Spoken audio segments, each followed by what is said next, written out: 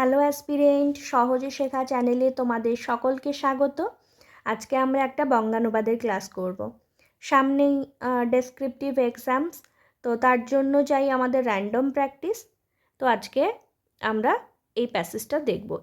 এটা আসলে একটা প্যাসেজ, কিন্তু আমি লাইন আকারে লিখে নিয়ে এসেছি। তো দেখো, প্রথম লাইনটা দেখো। দ্য কার্ট, গাড়ি মানে গরুর গাড়িকে আমরা কার্ট বলি। তো কার্ট মুভ এসেসলি অন। তো কি হয়েছে দেখো, যে গাড়িটি অবিশ্রাম অগ্রসর হতে লাগলো। তারপরে the fields are broken in places. তো মাঠগুলি মাঝে মাঝে ভাঙা রয়েছে, মানে জায়গাটা মাঝে মাঝে ভাঙা। with sandy beds of dried upstream, full of big boulders looking like skeletons of the earth. তো ভাঙা মাঠের এক এক জায়গায় শুষ্ক নদীর বালুকা রেখা দেখা যায়। তাহলে এখানে এই যে with Sandy beds of dried upstream, তো এইটার মানে কি, আপস্ট্রিম মানে হলো কি শুষ্ক, আপস্ট্রিম, এই ড্রাইড আপস্ট্রিম মানে হলো কি শুষ্ক নদী, আর বালুকা রেখা মানে কি এই যে sandy bed. Full of big boulders মানে কি বড় বড় কালো কালো পাথর। লুকিং লাইক কিসের মতো দেখতে, স্কেলেটন অফ আর্থ, পৃথিবীর কঙ্কালের মতো দেখতে। তাহলে পুরো লাইনটাকে যদি আমি সাজিয়ে বলি তাহলে কেমন হবে, যে ভাঙা মাঠের এক এক জায়গায় শুষ্ক নদীর বালুকা রেখা দেখা যায়। সেই নদীর পথে বড় বড় কালো পাথর পৃথিবীর কঙ্কালের মতো বাহির হয়ে পড়েছে। তারপরের লাইনটা দেখো। হেয়ার অ্যান্ড দেয়ার, এখানে সেখানে। Rose a few hillocks like human heads. তো মাঝে এক একটা মুন্ডোর মতো পাহাড় দেখা যাচ্ছে। তারপরের লাইনটা দেখো। The hills in the distance were deep blue, as if the blue clouds that had come down to the earth for play had been caught up there.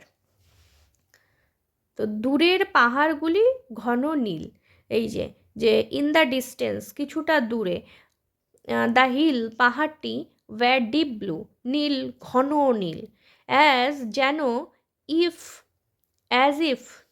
The blue clouds যেন মনে হচ্ছে নীল মেঘ, দ্যাট হ্যাড কাম ডাউন যেটা নিচে চলে আসছে, two the earth পৃথিবীর, for play had been caught up there তাদেরকে ধরার জন্য, আচ্ছা ধরা পড়ছে। তাহলে পুরো সাজিয়ে কি হবে, দূরের পাহাড়গুলি ঘন নীল, যেমন আকাশের নীল মেঘ খেলা করতে এসেছে পৃথিবীতে, ধরা পড়ছে। এবার শেষ লাইনটা দেখো।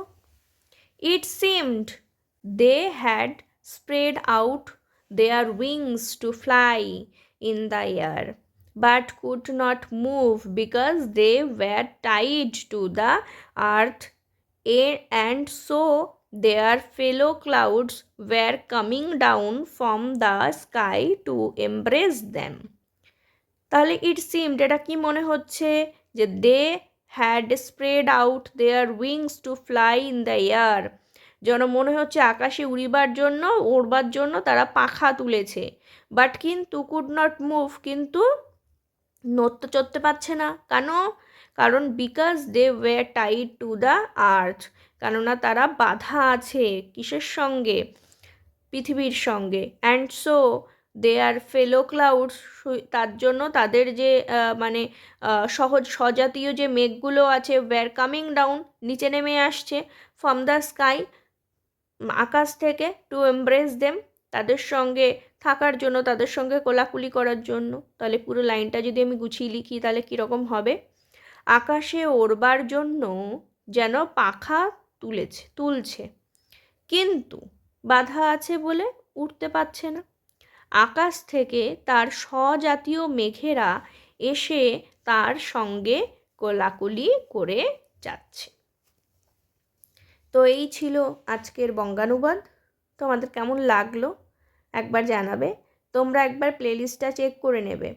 আমি অনেক রিপোর্ট রাইটিং, বঙ্গানুবাদ, ট্রান্সলেশন করিয়েছি, সেগুলো এক জায়গাতে আমি করে দিয়েছি।